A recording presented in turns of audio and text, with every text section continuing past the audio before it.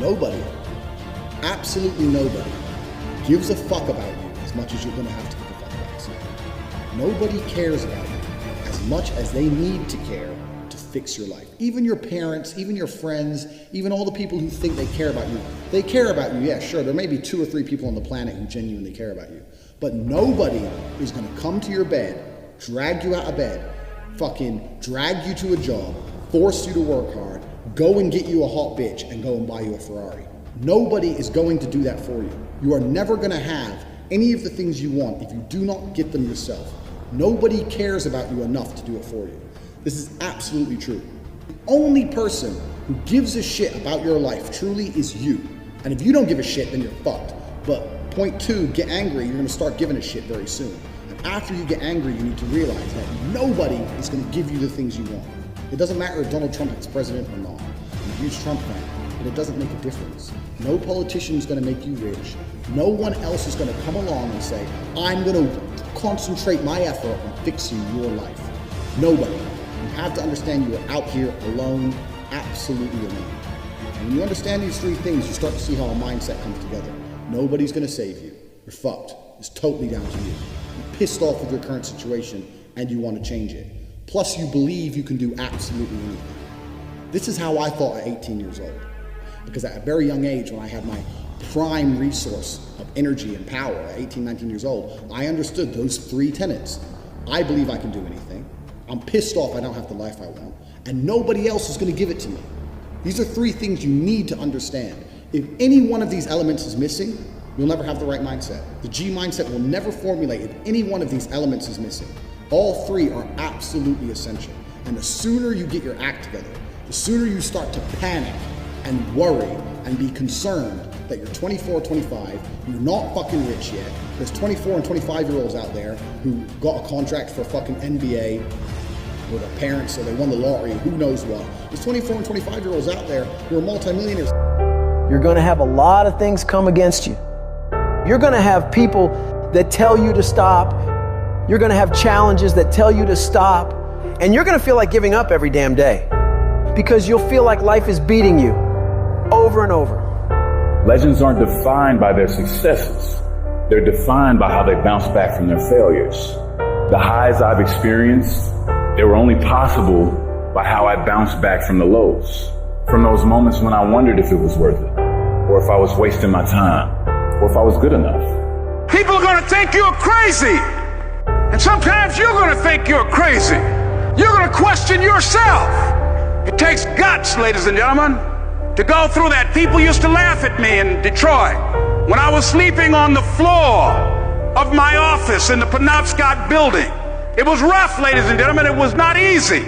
When I was laying on the floor looking out of the window, when I was questioning myself, Les, can you do this? I was questioning myself. When you have a dream, the one thing you have to watch out for are those out there that will try to crush your dream. And you cannot allow that to happen. That is your biggest challenge. It's necessary, ladies and gentlemen, that you look at the people in your life. Who do you have yourself surrounded with? It's necessary, ladies and gentlemen, that you get the energy drainers out of your life, the dream busters. Get them out of your life. They will deplete your energy. They're gonna laugh at you. You gotta stop looking to others for support and look inside yourself. The lion in you never retreats.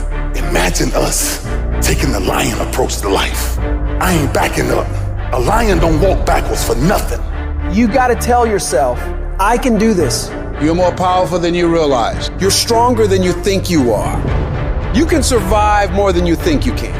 You're more capable than you can possibly imagine.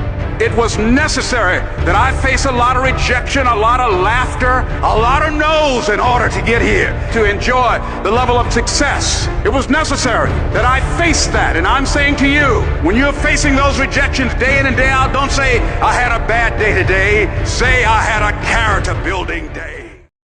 The universe responds to the man or woman that refuses to be denied, because that is your commitment. That business that you want, that book you want to write, that dream that you have, of controlling your destiny.